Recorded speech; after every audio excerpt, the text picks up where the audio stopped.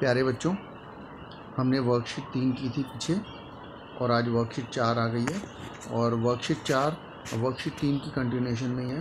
Worksheet 3 में हम लोगों ने पढ़ा था संसाधनों के बारे में, रिसोर्सेज के बारे में, और वर्कशीट 4 में हम रिसोर्सेज को आगे पढ़ेंगे।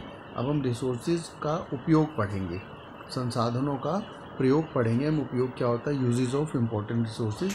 रिसोर्स तो हमें पता चल गया, जो चीज़ हमारे काम आती है वो रिसोर्स होती है। हमारे जीवन में, हमारी धरती पर हर चीज़ रिसोर्स है जिसकी कोई कीमत है, जिसको हम प्रयोग कर सकते हैं, जो सामाजिक रूप से मान्य है, आर्थिक रूप से संभाव्य है, वो सारी चीज़ें रिसोर्सेज होती हैं। ठीक, सारी चीज़ संसाधन होती हैं। तो आज हम इम्पोर्टेंट रिसोर्सेज और उनके यूजेस के बारे में पढ़ेंगे। तो हमें पहला दिया गया लैंड। लैंड को हम हिंदी में क्या कहते हैं? लैंड को हम कहेंगे भूमि। देखो भाई, सबसे पहला रिसोर्स लैंड है। हम धरती पे रहते हैं और धरती से जुड़ा हुआ धरती ही एक रिसोर्स है। अब देखो क्या दिया गया है इसके अंदर, land is used for different purposes such as agriculture, construction of road, setting up industry. भूमि का उपयोग विभिन्न कार्यों के लिए किया जाता है, जैसे कृषि, सड़कों का निर्माण, उद्योगों की स्थापना। बिना भूमि के कुछ भी नहीं है भाई। हम सब लोग ज़मीन पे रहते हैं, भूमि पर रहते हैं, तो कुछ भी काम करना हो, हमें घर बनाना हो, फैक्ट्री बनानी हो, बिल्डिंग बनानी हो, इवन कि अगर सब्जी का बाज़ार भी लग रहा है तो उसके लिए भी भूमि चाहिए, ज़मीन चाहिए, जगह चाहिए। तो लैंड सबसे ज़्यादा इम्पोर्टेंट बेसिक रिसोर्स है हमारा। हमें कुछ भी करना हो तो हम जल में नहीं कर सकते। जल, स्थल और वायु 3 चीज़ें होती हैं, लैंड, वाटर और हमारा एयर, स्पेस। तो हम हवा में तो कोई काम कर ही नहीं सकते हमें, और ना पानी में। हम लोग इतने एक्वाटिक जानवर नहीं हैं, हम लोग एक्वाटिक जीव नहीं हैं कि हम पानी में रह लेंगे। नाव पर हम सारे काम कर लेंगे। हमें हर कार्य के लिए भूमि चाहिए। खेती करनी है तो भी भूमि चाहिए, एग्रीकल्चर के लिए भूमि चाहिए, सड़कों का निर्माण करना है तो भी भूमि चाहिए, उद्योगों की स्थापना करनी है तो भी भूमि चाहिए। तो लैंड हमारा प्राइमरी बेसिक एक रिसोर्स है, सबसे प्रमुख प्राथमिक हमारा संसाधन है लैंड। चलो अब नेक्स्ट पे आते हैं। नेक्स्ट हमें दिया गया सॉइल। देखो, सॉइल को हम कहेंगे मिट्टी। अब भूमि और मिट्टी में क्या फ़र्क है भाई? एक फैक्ट्री बनानी है तो हमें भूमि चाहिए, मिट्टी नहीं चाहिए। हमें सड़क बनानी है तो भूमि चाहिए, सड़क पक्का कर देंगे ना उसको। लेकिन अगर हमें खेती करनी है तो हमें भूमि मिट्टी के साथ चाहिए भाई, भूमि मिट्टी के साथ चाहिए। यानी जहाँ हमें खेती करनी है तो हम उस फर्श को पक्का नहीं कर सकते कि उसको सीमेंटेड कर देंगे हम और फिर उस पर हम खेती करेंगे, नहीं। तो मिट्टी, मिट्टी यानी मृदा। देखो, मिट्टी और मृदा सिनोनिम्स हैं। अब मिट्टी की क्वालिटी पे डिपेंड करता है कि वो हमारे लिए कितनी कामयाब है, हमारे लिए कितनी यूज़फुल है। जिस मिट्टी में अच्छी तरह हवा मिली हो, डेड और डिकेइंग प्लांट्स और एनिमल्स के पार्ट्स मिले हो, वो ज़्यादा हमारे लिए उपजाऊ, जिसे हम कहते हैं, ज़्यादा फर्टाइल मिट्टी होती है, फर्टाइल सॉइल होती है।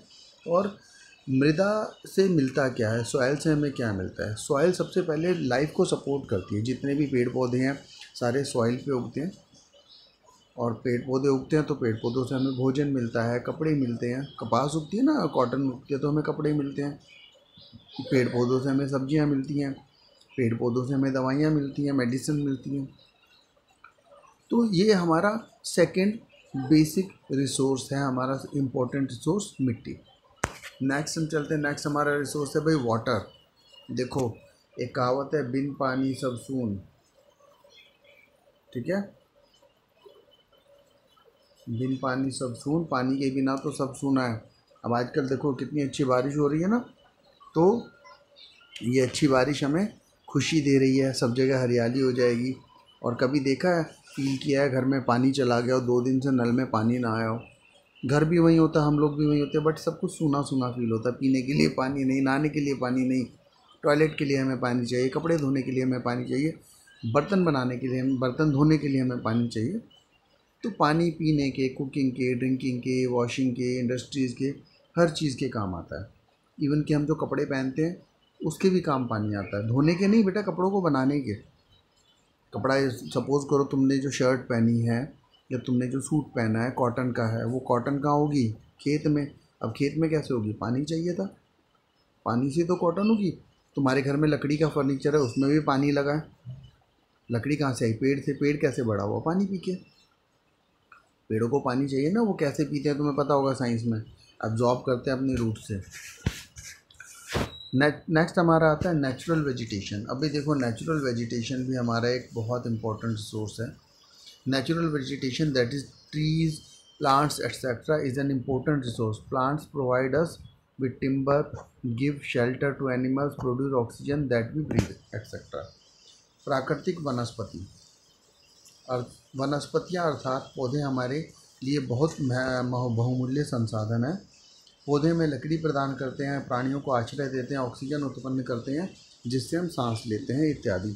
अब ऑक्सीजन की तो इम्पोर्टेंस सबको पता चली गई है ना, कि ऑक्सीजन कितनी इंपॉर्टेंट है। कोविड के टाइम में कोविड ने हमें सिखा दिया है कि ऑक्सीजन तो बहुत इंपॉर्टेंट है। अब यहाँ पर वर्ड यूज़ हुआ है नेचुरल वेजिटेशन, प्राकृतिक वनस्पति। देखो हम अपने घर के गमले में कुछ बीज दबा देते हैं, तुम लोग करते हो? नहीं करते? किया करो। जितने भी तुम फल खाते हो, चाहे आम खाओ, चाहे तुम जामुन खाओ, चाहे तुम आड़ू खाओ, चाहे लीची खाओ, सबके बीज इकट्ठे करके ज़मीन में दबा दिया करो। या घर में जगह ना मिले तो पार्क में दबा दिया करो, फेंक दिया करो पार्क में। देखो कितने सुंदर सुंदर पौधे उग जाएंगे। ठीक, तो ये जो जिस तरह से हम पौधे उगाते हैं अपने घर के गमलों में, इसको हम अपनी उगाई वनस्पति बोलते हैं। हमारा वेजिटेशन, नेचुरल वेजिटेशन नहीं है। नेचुरल वेजिटेशन या प्राकृतिक वनस्पति उसे कहते हैं जो पेड़ पौधे अपने आप उगे हुए हैं। बहुत सारे जंगल अपने आप उगे हुए हैं और वो जंगल ही हमारी बेसिक लाइफ को सपोर्ट करते हैं। हम घर में पौधे उगाते हैं, सबको उगाने चाहिए, हम सबका फ़र्ज़ है। ऑक्सीजन हमारे लिए कितनी प्रेशियस है, इंपॉर्टेंट है। उसके अलावा हमारी जो मदर नेचर है, धरती माता है, प्रकृति माता है, वो भी बहुत सारे पौधे उगाती है, खुद ही उगाती है। देखो वर्षा आई ना, बहुत सारे पौधे उग जाएंगे, तो उसे कहते हैं प्राकृतिक वनस्पति। और ये प्राकृतिक वनस्पति जो अपने आप उगी हुई वनस्पति है, ये हमें लकड़ी देती है और जंगल में रहने वाले जो जीव हैं, चाहे बर्ड्स हैं, चाहे वो एनिमल्स हैं, उन सबको घर देती है, हाउसिंग देती है, आश्रय देती है, शेल्टर देती है। पक्षी, छोटे छोटे पक्षी अपने घोंसले बना लेते हैं पेड़ों पे। और उसके अलावा जानवर रहते हैं जंगलों में, जहाँ पे बहुत सारे पेड़ होते हैं उसी को जंगल कहते हैं। और ये जंगल, they are called lungs of the earth, धरती के फेफड़े। और ये जंगल हमें खूब सारी ऑक्सीजन देते हैं, वही ऑक्सीजन जो हज़ारों रुपए में एक सिलेंडर मिलता था, और वो एक सिलेंडर कुछ घंटे चलता है और हम कॉन्टीन्यूस ऑक्सीजन लेते रहते हैं। सोचो धरती माता हमें कितना सपोर्ट करती है, हमें कितना प्यार करती है, हमें फ्री में इतनी ऑक्सीजन दे रही है। नेक्स्ट हमारा रिसोर्स है वाइल्ड लाइफ। वाइल्ड लाइफ यानी वन्य जीव। अब देखो भैया, वाइल्ड लाइफ की बात हो रही है, जैसे नेचुरल वेजिटेशन में फ़र्क है ना, ऐसे ही वाइल्ड लाइफ में फ़र्क है। हम घर में बिल्ली पाल लेते हैं, डॉग पाल लेते हैं, वो वाइल्ड लाइफ नहीं है। वाइल्ड लाइफ यानी जंगल में अपने आप जंगलों में होने वाले रहने वाले जानवर, वो वाइल्ड लाइफ है, जंगली जीव। ठीक, एनिमल, बर्ड्स, इंसेक्ट्स सभी आते हैं। बड़े बड़े जानवर तो इमेजिन कर ले तो जब जंगल की बात आती है, बट छोटे छोटे बर्ड्स, इंसेक्ट्स, जो ज़मीन के अंदर रेंगने वाले केचुए, कीड़े, बहुत सारी चीज़ें होती हैं। पानी के नीचे रहने वाले, पानी के अंदर रहने वाले एक्वेटिक लाइफ फॉर्म, ये सारी चीज़ें, जो सारे जानवर, तितलियाँ, भंवरे, मधुमक्खियाँ, मक्खियाँ, ये सारी जो वाइल्ड लाइफ है, ये हमारी लाइफ को सपोर्ट करती है। पोलिनेशन में, पोलिनेशन समझते हो ना, परागकण को इधर से उधर एक फूल से दूसरे फूल तक ले जाने में हमारी मदद करती है। और हमें पता भी नहीं चलता कि हमारे जीवन को, हरियाली को बनाए रखने में, पेड़ पौधों को ज़िंदा रखने में इनका क्या सहयोग है। इसलिए कभी भी छोटे से छोटे जीव को भी नहीं मारना है। एक कीड़े को, मकोड़े को, चाहे वो हमें थोड़ा सा परेशान नहीं कर रहा, हमें अच्छा ना लग रहा, हमारे घर में कीड़ा आ गया, हमारे घर में केचुआ आ गया बारिश में, मारो मत उसे। उसे कागज़ पे लेके मिट्टी के अंदर छोड़ दो वापस, क्योंकि वो हमारी मदद ही कर रहा है। जितने भी वाइल्ड लाइफ में चीज़ें हैं, जीव जंतु हैं, जितने भी क्रीचर्स हैं, वो सारी हमारी मदद के लिए ईश्वर ने बनाए हैं, तो हमें उनको बिल्कुल नहीं मारना है। ठीक, और ये सारे जानवर हमें डायरेक्टली और इनडायरेक्टली बहुत सारी चीज़ें देते हैं। डायरेक्टली तो तुम्हें पता है, दूध देते हैं, मांस देते हैं, ऊन, शहद, ये सब चीज़ें देते हैं। और इनडायरेक्टली हमारी धरती को हरा भरा रखते हैं, पेड़ पौधों को उगने में हेल्प करते हैं, फूलों को खिलाने में हेल्प करते हैं, फ्रूट्स को उगाने में हेल्प करते हैं। पॉलिनेशन तुम लोगों ने डेफिनेटली साइंस में पढ़ा होगा कि कैसे परागकणों को एक फूल से दूसरे फूल पर वो ले जाते हैं। अगली हमारी जो बेसिक संसाधन है, रिसोर्स है, उसकी लिस्ट में है मिनरल्स। देखो मिनरल क्या होता है भाई? मिनरल क्या होता है? मिनरल को हिंदी में कहते हैं खनिज। अब खनिज प्राकृतिक रूप से पाए जाने वाले संसाधन होते हैं, जैसे कोयला, लोहा, एल्युमिनियम, तांबा, ठीक, जिनको हम मानव बना नहीं सकते। धरती पे प्राकृतिक रूप से धरती के नीचे कोयला मिलता है, कोयला एक खनिज है।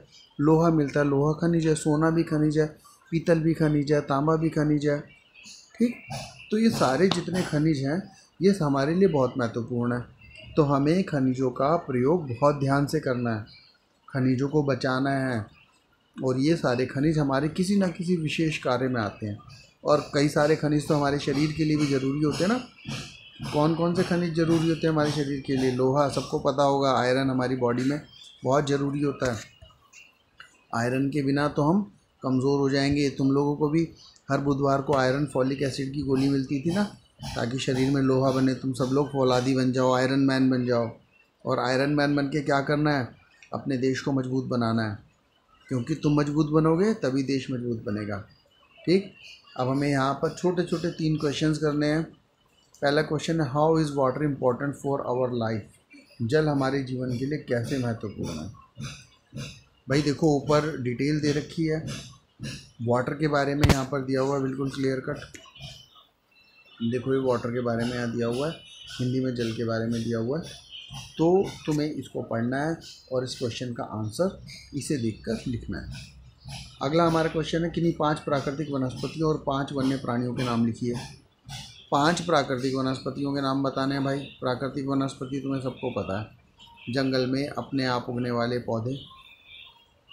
5 ऐसे पौधे, चीड़ है, देवदार है, जंगल में और किस किस चीज़ के पौधे होते हैं? जंगल जलेबी का एक पौधा होता है, जामुन के पौधे जंगल में मिल जाते हैं, शहतूत के पौधे मिल जाते हैं, पहाड़ों पे पाइन, स्प्रूस, इन सब के पौधे मिल जाते हैं। तो जंगलों में तुमने कीकर के पौधे देखे होंगे। जो लोग गांव जाते हैं ना, वहाँ देखते हो तुम, रास्ते में ट्रेन से गांव जाते हो, अपने आप पौधे उगे होते हैं।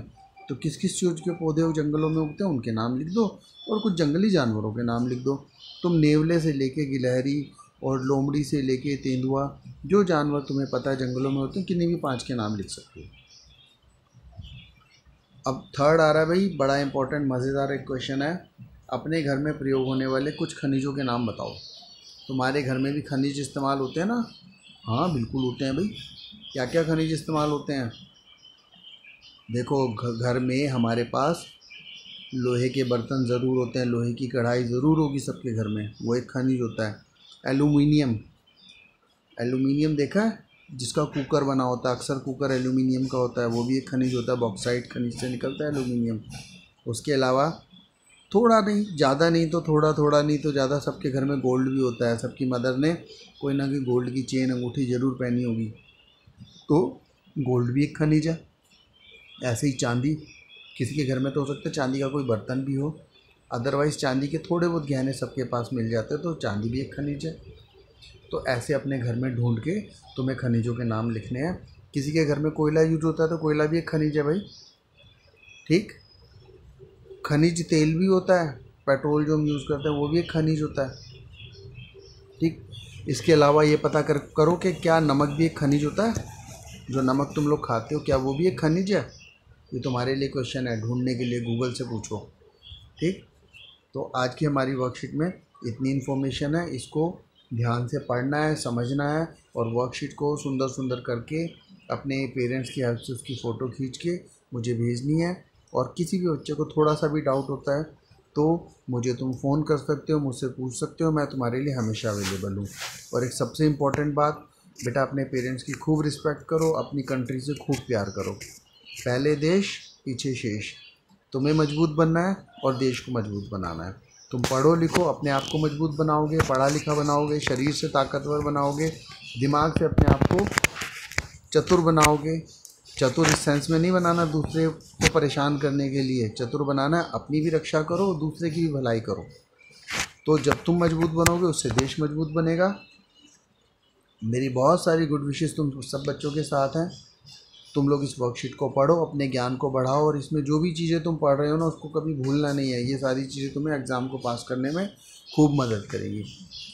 इसको पढ़ना है और काम को करके भेजना है।